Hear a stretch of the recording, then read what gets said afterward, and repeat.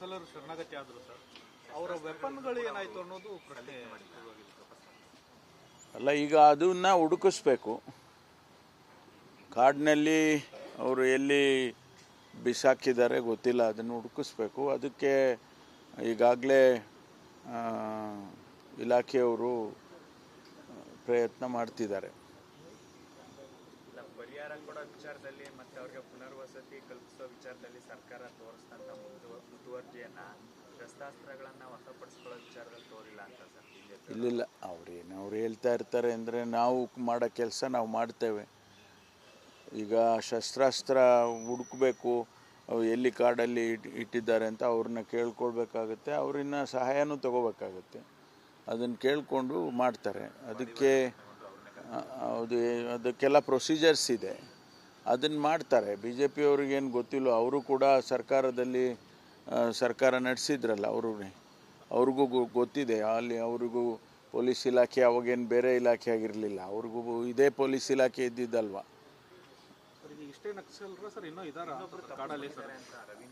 ಇಲ್ಲ, ಅವರು ನಮಗೆ ಸಿಕ್ಕಿದಂಥ ಮಾಹಿತಿ ಪ್ರಕಾರ ಅವ್ರನ್ನ ಹೊರಗೆ ಹಾಕಿದ್ರು ಅಂತ.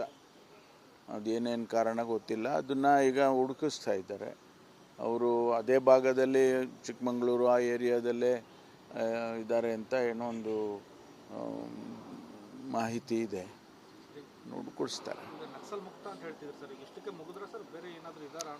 ಇಲ್ಲ, ಬೇರೆ ಏನು ನಮಗೆ ಇಲ್ಲಿವರೆಗೆ ಸಿಕ್ಕಿರೋ ಮಾಹಿತಿ ಪ್ರಕಾರ ಇವರೇ 6 ಜನ ಲಾಸ್ಟ್ ಅಂತ. ಹೊರಗಡೆಯಿಂದ ಬೇರೆ ರಾಜ್ಯದಿಂದ ಏನಾದರೂ ಬಂದರೆ ಅದನ್ನು ಮಾನಿಟ್ರ್ ಮಾಡ್ತಾರೆ. ಕೆಲವು ಸಂದರ್ಭದಲ್ಲಿ ಒರಿಸ್ಸಾ ಕಡೆಯಿಂದ ಬರೋ ಸಾಧ್ಯತೆ ಇದೆ, ಅಥವಾ ಕೇರಳದಿಂದ ಬರೋ ಸಾಧ್ಯತೆ ಇದೆ. ಅದನ್ನು ಬಾರ್ಡ್ರ್ನಲ್ಲಿ ಇನ್ಮೇಲೆ ಅದನ್ನು ಮಾನಿಟ್ರ್ ಮಾಡ್ತಾರೆ.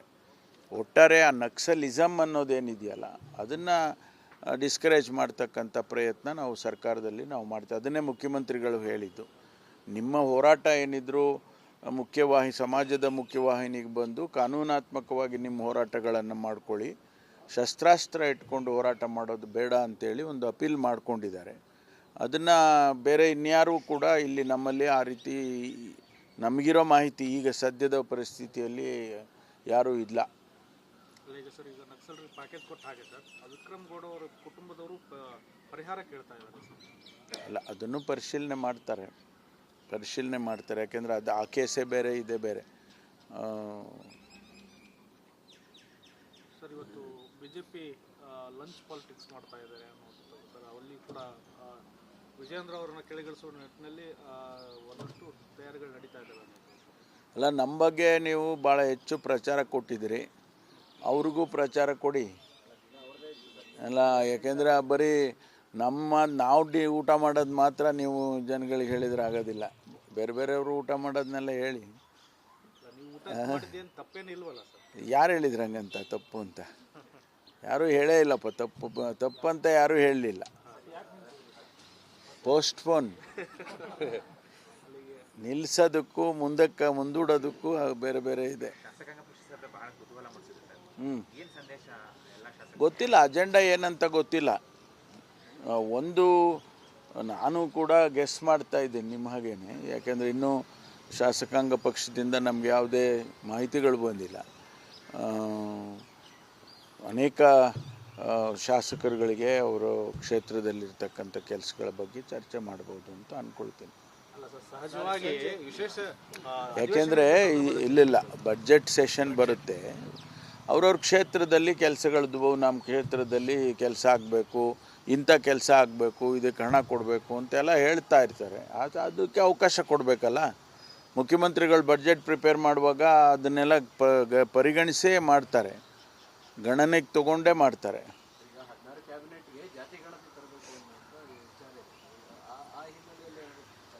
ಅಲ್ಲ, ಅದನ್ನು ಚರ್ಚೆ ಮಾಡ್ಬೋದು. ಯಾಕೆಂದರೆ ಅವ್ರ ಗಮನಕ್ಕೆ, ಶಾಸಕರ ಗಮನಕ್ಕೂ ತರೋದು ಸಾಮಾನ್ಯವಾಗಿ ಬಡ್ಜೆಟ್ನಲ್ಲಿ ಮಾಡುವಂಥದ್ರಲ್ಲಿ ಅಥವಾ ಕ್ಯಾಬಿನೆಟಲ್ಲಿ ಚರ್ಚೆ ಮಾಡುವಂಥ ಮುಖ್ಯವಾದಂಥ ಪಾಲಿಸಿ ಡಿಸಿಷನ್ಗಳಿದ್ದರೆ ಅದನ್ನು ಕೂಡ ಶಾಸಕಾಂಗ ಪಕ್ಷದಲ್ಲಿ ಚರ್ಚೆ ಮಾಡ್ತಾರೆ. ಇದನ್ನು ತರಬಹುದು ಅಂತ ಅಂದ್ಕೊಳ್ತೀನಿ ನಾನು. ಇಲ್ಲ, ಈಗಾಗಲೇ ಹೇಳಿದ್ದಾರೆ, ಮೊನ್ನೆನೇ CLPನಲ್ಲಿ ಹೇಳಿದ್ದಾರೆ. ಘೋಷಣೆಗೆ ಬ್ರೇಕ್ ಬಿದ್ದ ಬೆನ್ನಲ್ಲೇ DCM ಅಲರ್ಟ್ ಆಗಿದ್ದಾರೆ ಸರ್. ಹಿರಿಯ ನಾಯಕರನ್ನು ಭೇಟಿ ಆಗ್ತಾ ಇದ್ದಾರೆ ಸಂಜೆ ಔಟ್ ಕೂಡ ಇಟ್ಕೊಳ್ತಾರೆ. ಆಗ್ಬೋದು. ಸರ್, ಈಗ ದೆಹಲಿ ಚಲೋ ಅಂದ್ರೆ ಅನುದಾನ ತಾರತಮ್ಯಾನುಸಾರ ತೆರಿಗೆ ತಾರತಮ್ಯ ವಿಚಾರದಲ್ಲಿ ದೆಹಲಿ ಚಲೋ ಮಾಡಬೇಕು, ಎಲ್ಲೆಲ್ಲಿ ಕಾಂಗ್ರೆಸ್ ರಾಜ್ಯದಲ್ಲಿರುವಂಥ ಎಲ್ಲರನ್ನೂ ಒಟ್ಟುಗೂಡಿಸಿ ಕೇಂದ್ರಕ್ಕೆ ಇದು ಮಾಡಬೇಕು. ಈ ಹಿಂದಿನಿಂದ ಕೂಡ ಹೋರಾಟ ಇಲ್ಲ, ಈಗ ನಾವು ನಮ್ಮ ರಾಜ್ಯದಿಂದ ನಾವು ಈಗಾಗಲೇ ಹೋಗಲಿ ದೆಹಲಿಯಲ್ಲಿ ಪ್ರತಿಭಟನೆ ಮಾಡಿ ಗಮನ ಸೆಳೆದಿದ್ದೇವೆ. ಬೇರೆ ಬೇರೆ ರಾಜ್ಯದವರು ಕೂಡ ಎಲ್ಲರೂ ಕೂಡ ಅದೇ ರೀತಿಯಲ್ಲಿ ನಾನ್ BJP ಸ್ಟೇಟ್ಸ್ ಏನಿದೆ ರೂಲಿಂಗ್ ಇದೆ ಅವರೆಲ್ಲರೂ ಕೂಡ ದಕ್ಷಿಣ ಭಾರತದಲ್ಲಂತೂ ಇನ್ನೂ ಹೆಚ್ಚಿನ ಇದಿದೆ. ಕೇರಳ ಇರ್ಬೋದು, ತಮಿಳ್ನಾಡು ಇರ್ಬೋದು, ನಾವೆಲ್ಲ ವಾಯ್ಸ್ ಮಾಡಬೇಕು ಅಂತಕ್ಕಂಥದ್ದು ಹಿಂದೆನೂ ಕೂಡ ಚರ್ಚೆ ಆಗಿದೆ. ಅದನ್ನು ಯಾವ ರೀತಿ ಮುಖ್ಯಮಂತ್ರಿಗಳು ಮಾತಾಡಿಕೊಂಡು ಮಾಡ್ತಾರೆ ಗೊತ್ತಿಲ್ಲ ನನಗೆ. ನಿಲ್ಲಿಸಿಲ್ಲ, ಇಲ್ಲ ನಿಲ್ಲಿಸಿಲ್ಲಲ್ಲ, ನಿಲ್ಲಿಸಿಲ್ಲ, ಮಧ್ಯದಲ್ಲಿ ಅಧಿವೇಶನ ಬಂತು ಅಂತ ನಿಂತಿದೆ ಅಷ್ಟೇ. ನಾವು ಯಾರು ನಿಲ್ಲಿಸೇ ಇಲ್ವಲ್ಲ. ಜಿಲ್ಲವಾರು ನಡೀತಾ ಇದೆ. ಹೌದು, ಈಗ ನಾವು ನಮ್ಮ ಕ್ಷೇತ್ರದಲ್ಲಿ ನಮ್ಮ ಜಿಲ್ಲೆಯಲ್ಲಿ ನಾವು ಮಾಡ್ತಾ ಇದ್ದೇವೆ, ನಾವು ನಿಲ್ಲಿಸಿಲ್ಲ. KDP ಸಭೆಗಳು ಮತ್ತು ಜನಸ್ಪಂದನ ಸಭೆಗಳು ಯಾವ ಕಾರಣಕ್ಕೂ ನಿಲ್ಲಿಸೋದಿಲ್ಲ. ಮುಖ್ಯಮಂತ್ರಿಗಳು ಸ್ಪಷ್ಟವಾಗಿ ಜಿಲ್ಲಾ ಉಸ್ತುವಾರಿ ಸಚಿವರುಗಳಿದ್ದಾರೆ, ನೀವು ಜನಸ್ಪಂದನ ಮುಂದುವರಿಸಬೇಕು, ಜನರ ಅಹವಾಲುಗಳನ್ನು ಕೇಳಬೇಕು ಅಂತ ಹೇಳಿದ್ದಾರೆ. ನಕ್ಸಲರು ಶರಣಾಗತಿ ಆದರು ಸರ್, ಅವರ ವೆಪನ್ಗಳು ಏನಾಯಿತು ಅನ್ನೋದು ಪ್ರಶ್ನೆ ಅಲ್ಲ, ಈಗ ಅದನ್ನು ಹುಡುಕಿಸ್ಬೇಕು.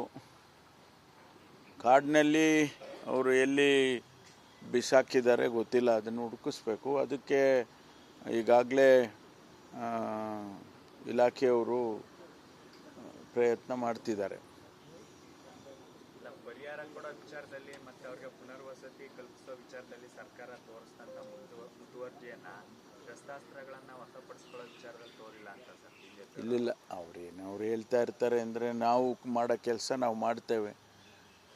ಈಗ ಶಸ್ತ್ರಾಸ್ತ್ರ ಹುಡುಕಬೇಕು, ಎಲ್ಲಿ ಕಾಡಲ್ಲಿ ಇಟ್ಟಿದ್ದಾರೆ ಅಂತ ಅವ್ರನ್ನ ಕೇಳ್ಕೊಳ್ಬೇಕಾಗತ್ತೆ, ಅವ್ರನ್ನ ಸಹಾಯನೂ ತಗೋಬೇಕಾಗತ್ತೆ. ಅದನ್ನು ಕೇಳಿಕೊಂಡು ಮಾಡ್ತಾರೆ. ಅದಕ್ಕೆಲ್ಲ ಪ್ರೊಸೀಜರ್ಸ್ ಇದೆ, ಅದನ್ನು ಮಾಡ್ತಾರೆ. BJP ಅವ್ರಿಗೇನು ಗೊತ್ತಿಲ್ಲ, ಅವರು ಕೂಡ ಸರ್ಕಾರ ನಡೆಸಿದ್ರಲ್ಲ, ಅವ್ರಿಗೂ ಗೊತ್ತಿದೆ. ಅಲ್ಲಿ ಅವ್ರಿಗೂ ಪೊಲೀಸ್ ಇಲಾಖೆ ಅವಾಗೇನು ಬೇರೆ ಇಲಾಖೆ ಆಗಿರಲಿಲ್ಲ, ಅವ್ರಿಗೂ ಇದೇ ಪೊಲೀಸ್ ಇಲಾಖೆ ಇದ್ದಿದ್ದಲ್ವ. ಇಷ್ಟೇ ನಕ್ಸಲರ ಸರ್ ಇನ್ನೂ ಇದಾರ ಕಾಡಲ್ಲಿ ಸರ್? ಇಲ್ಲ, ಅವರು ನಮಗೆ ಸಿಕ್ಕಿದಂಥ ಮಾಹಿತಿ ಪ್ರಕಾರ ಅವ್ರನ್ನ ಹೊರಗಾಕಿದ್ರು ಅಂತ. ಅದೇನೇನು ಕಾರಣ ಗೊತ್ತಿಲ್ಲ, ಅದನ್ನು ಈಗ ಹುಡುಕಿಸ್ತಾ ಇದ್ದಾರೆ. ಅವರು ಅದೇ ಭಾಗದಲ್ಲಿ ಚಿಕ್ಕಮಗಳೂರು ಆ ಏರಿಯಾದಲ್ಲೇ ಇದ್ದಾರೆ ಅಂತ ಏನೋ ಒಂದು ಮಾಹಿತಿ ಇದೆ, ಹುಡುಕಿಸ್ತಾರೆ. ನಕ್ಸಲ್ ಮುಕ್ತ ಅಂತ ಹೇಳ್ತಿದ್ರು ಸರ್, ಇಷ್ಟಕ್ಕೆ ಮುಗಿದ್ರೆ ಸರ್ ಬೇರೆ ಏನಾದರೂ ಇದಾರ ಅನ್ನೋಂಥ ಮಾಹಿತಿ? ಇಲ್ಲ, ಬೇರೆ ಏನು ನಮಗೆ ಇಲ್ಲಿವರೆಗೆ ಸಿಕ್ಕಿರೋ ಮಾಹಿತಿ ಪ್ರಕಾರ ಇವರೇ 6 ಜನ ಲಾಸ್ಟ್ ಅಂತ. ಹೊರಗಡೆಯಿಂದ ಬೇರೆ ರಾಜ್ಯದಿಂದ ಏನಾದರೂ ಬಂದರೆ ಅದನ್ನು ಮಾನಿಟ್ರ್ ಮಾಡ್ತಾರೆ. ಕೆಲವು ಸಂದರ್ಭದಲ್ಲಿ ಒರಿಸ್ಸಾ ಕಡೆಯಿಂದ ಬರೋ ಸಾಧ್ಯತೆ ಇದೆ, ಅಥವಾ ಕೇರಳದಿಂದ ಬರೋ ಸಾಧ್ಯತೆ ಇದೆ. ಅದನ್ನು ಬಾರ್ಡ್ರ್ನಲ್ಲಿ ಇನ್ಮೇಲೆ ಅದನ್ನು ಮಾನಿಟ್ರ್ ಮಾಡ್ತಾರೆ. ಒಟ್ಟಾರೆ ಆ ನಕ್ಸಲಿಸಮ್ ಅನ್ನೋದೇನಿದೆಯಲ್ಲ ಅದನ್ನು ಡಿಸ್ಕರೇಜ್ ಮಾಡ್ತಕ್ಕಂಥ ಪ್ರಯತ್ನ ನಾವು ಸರ್ಕಾರದಲ್ಲಿ ನಾವು ಮಾಡ್ತೇವೆ. ಅದನ್ನೇ ಮುಖ್ಯಮಂತ್ರಿಗಳು ಹೇಳಿದ್ದು, ನಿಮ್ಮ ಹೋರಾಟ ಏನಿದ್ರು ಸಮಾಜದ ಮುಖ್ಯವಾಹಿನಿಗೆ ಬಂದು ಕಾನೂನಾತ್ಮಕವಾಗಿ ನಿಮ್ಮ ಹೋರಾಟಗಳನ್ನು ಮಾಡ್ಕೊಳ್ಳಿ, ಶಸ್ತ್ರಾಸ್ತ್ರ ಇಟ್ಕೊಂಡು ಹೋರಾಟ ಮಾಡೋದು ಬೇಡ ಅಂತೇಳಿ ಒಂದು ಅಪೀಲ್ ಮಾಡ್ಕೊಂಡಿದ್ದಾರೆ. ಅದನ್ನು ಬೇರೆ ಇನ್ಯಾರೂ ಕೂಡ ಇಲ್ಲಿ ನಮ್ಮಲ್ಲಿ ಆ ರೀತಿ ನಮಗಿರೋ ಮಾಹಿತಿ ಈಗ ಸದ್ಯದ ಪರಿಸ್ಥಿತಿಯಲ್ಲಿ ಯಾರೂ ಇಲ್ಲ. ಈಗ ಸರ್, ಈಗ ನಕ್ಸಲರಿಗೆ ಪ್ಯಾಕೇಜ್ ಕೊಟ್ಟ ಹಾಗೆ ಸರ್, ವಿಕ್ರಮ್ ಗೌಡ ಅವರ ಕುಟುಂಬದವರು ಪರಿಹಾರ ಕೇಳ್ತಾ ಇದ್ದಾರೆ ಸರ್. ಅಲ್ಲ, ಅದನ್ನು ಪರಿಶೀಲನೆ ಮಾಡ್ತಾರೆ. ಯಾಕೆಂದರೆ ಆ ಕೇಸೇ ಬೇರೆ, ಇದೇ ಬೇರೆ. ಸರ್, ಇವತ್ತು BJP ಲಂಚ್ ಪಾಲಿಟಿಕ್ಸ್ ಮಾಡ್ತಾ ಇದ್ದಾರೆ ಅನ್ನೋದು ಸರ್, ಅಲ್ಲಿ ಕೂಡ ವಿಜೇಂದ್ರ ಅವರನ್ನ ಕೆಳಗಿಳಿಸುವ ನಿಟ್ಟಿನಲ್ಲಿ ಒಂದಷ್ಟು ತಯಾರಿಗಳು ನಡೀತಾ ಇದ್ದಾವೆ. ಅಲ್ಲ, ನಮ್ಮ ಬಗ್ಗೆ ನೀವು ಭಾಳ ಹೆಚ್ಚು ಪ್ರಚಾರ ಕೊಟ್ಟಿದ್ದೀರಿ, ಅವ್ರಿಗೂ ಪ್ರಚಾರ ಕೊಡಿ ಅಲ್ಲ. ಯಾಕೆಂದರೆ ಬರೀ ನಾವು ಊಟ ಮಾಡೋದು ಮಾತ್ರ ನೀವು ಜನಗಳಿಗೆ ಹೇಳಿದ್ರೆ ಆಗೋದಿಲ್ಲ. ಬೇರೆಯವರು ಊಟ ಮಾಡೋದನ್ನೆಲ್ಲ ಹೇಳಿ. ಯಾರು ಹೇಳಿದ್ರು ಹಂಗಂತ ತಪ್ಪು ಅಂತ? ಯಾರೂ ಹೇಳೇ ಇಲ್ಲಪ್ಪ, ತಪ್ಪು ಅಂತ ಯಾರೂ ಹೇಳಲಿಲ್ಲ. ಪೋಸ್ಟ್ಪೋನ್ ನಿಲ್ಲಿಸೋದಕ್ಕೂ ಮುಂದೂಡೋದಕ್ಕೂ ಬೇರೆ ಬೇರೆ ಇದೆ. ಶಾಸಕಾಂಗ ಪಕ್ಷ ಬಹಳ ಕುತೂಹಲ ಮೂಡಿಸಿದೆ ಸರ್. ಏನು ಸಂದೇಶ ಎಲ್ಲ ಶಾಸಕ ಗೊತ್ತಿಲ್ಲ, ಅಜೆಂಡಾ ಏನಂತ ಗೊತ್ತಿಲ್ಲ. ಒಂದು ನಾನು ಕೂಡ ಗೆಸ್ ಮಾಡ್ತಾ ಇದ್ದೀನಿ ನಿಮ್ಮ ಹಾಗೇನೆ, ಯಾಕೆಂದರೆ ಇನ್ನೂ ಶಾಸಕಾಂಗ ಪಕ್ಷದಿಂದ ನಮಗೆ ಯಾವುದೇ ಮಾಹಿತಿಗಳು ಬಂದಿಲ್ಲ. ಅನೇಕ ಶಾಸಕರುಗಳಿಗೆ ಅವರು ಕ್ಷೇತ್ರದಲ್ಲಿರ್ತಕ್ಕಂಥ ಕೆಲಸಗಳ ಬಗ್ಗೆ ಚರ್ಚೆ ಮಾಡ್ಬೋದು ಅಂತ ಅಂದ್ಕೊಳ್ತೀನಿ. ಅಲ್ಲ ಸರ್, ಸಹಜವಾಗಿ ವಿಶೇಷ ಯಾಕೆಂದರೆ ಇಲ್ಲಿಲ್ಲ ಬಡ್ಜೆಟ್ ಸೆಷನ್ ಬರುತ್ತೆ, ಅವ್ರವ್ರ ಕ್ಷೇತ್ರದಲ್ಲಿ ಕೆಲಸಗಳದ್ದು, ನಮ್ಮ ಕ್ಷೇತ್ರದಲ್ಲಿ ಕೆಲಸ ಆಗಬೇಕು, ಇಂಥ ಕೆಲಸ ಆಗಬೇಕು, ಇದಕ್ಕೆ ಹಣ ಕೊಡಬೇಕು ಅಂತೆಲ್ಲ ಹೇಳ್ತಾ ಇರ್ತಾರೆ. ಅದಕ್ಕೆ ಅವಕಾಶ ಕೊಡಬೇಕಲ್ಲ. ಮುಖ್ಯಮಂತ್ರಿಗಳು ಬಡ್ಜೆಟ್ ಪ್ರಿಪೇರ್ ಮಾಡುವಾಗ ಅದನ್ನೆಲ್ಲ ಪರಿಗಣಿಸೇ ಮಾಡ್ತಾರೆ, ಗಣನೆಗೆ ತಗೊಂಡೇ ಮಾಡ್ತಾರೆ.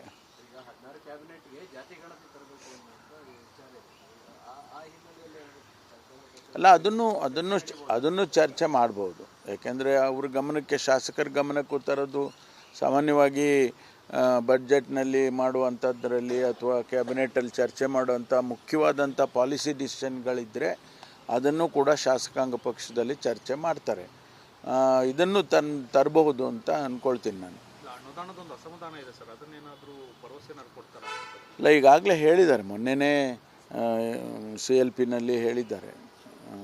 ನೇತೃತ್ವದ ಸಭೆಗೆ ಬ್ರೇಕ್ ಬಿದ್ದ ಬೆನ್ನಲ್ಲೇ DCM ಅಲರ್ಟ್ ಆಗಿದ್ದಾರೆ ಸರ್. ಹಿರಿಯ ನಾಯಕರನ್ನು ಭೇಟಿ ಆಗ್ತಾ ಇದ್ದಾರೆ ಸಂಜೆ ಔಟ್ ಕೂಡ ಆಗ್ಬೋದು. ಸರ್, ಈಗ ದೆಹಲಿ ಚಲೋ ಅಂದ್ರೆ ಅನುದಾನ ತಾರತಮ್ಯಾನುಸಾರ ತೆರಿಗೆ ತಾರತಮ್ಯ ವಿಚಾರದಲ್ಲಿ ದೆಹಲಿ ಚಲೋ ಮಾಡಬೇಕು, ಎಲ್ಲೆಲ್ಲಿ ಕಾಂಗ್ರೆಸ್ ರಾಜ್ಯಗಳಲ್ಲಿ ಇರುವಂತ ಎಲ್ಲರನ್ನೂ ಒಟ್ಟುಗೂಡಿಸಿ ಕೇಂದ್ರಕ್ಕೆ ಇದು ಮಾಡಬೇಕು. ಈ ಹಿಂದಿನಿಂದ ಕೂಡ ಹೋರಾಟ ಇಲ್ಲ, ಈಗ ನಾವು ನಮ್ಮ ರಾಜ್ಯದಿಂದ ನಾವು ಈಗಾಗಲೇ ಹೋಗಲಿ ದೆಹಲಿಯಲ್ಲಿ ಪ್ರತಿಭಟನೆ ಮಾಡಿ ಗಮನ ಸೆಳೆದಿದ್ದೇವೆ.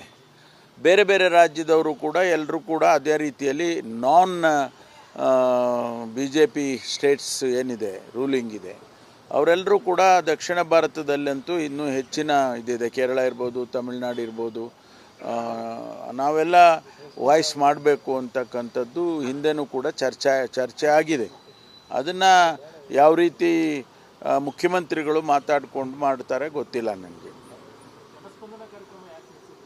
ನಿಲ್ಲಿಸಿಲ್ಲ, ಇಲ್ಲ ನಿಲ್ಲಿಸಿಲ್ಲಲ್ಲ, ಅಲ್ಲ ನಿಲ್ಲಿಸಿಲ್ಲ, ಮಧ್ಯದಲ್ಲೇ ಅಧಿವೇಶನ ಬಂತು ಅಂತ ನಿಂತಿದೆ ಅಷ್ಟೇ. ನಾವು ಯಾರು ನಿಲ್ಲಿಸೇ ಇಲ್ವಲ್ಲ.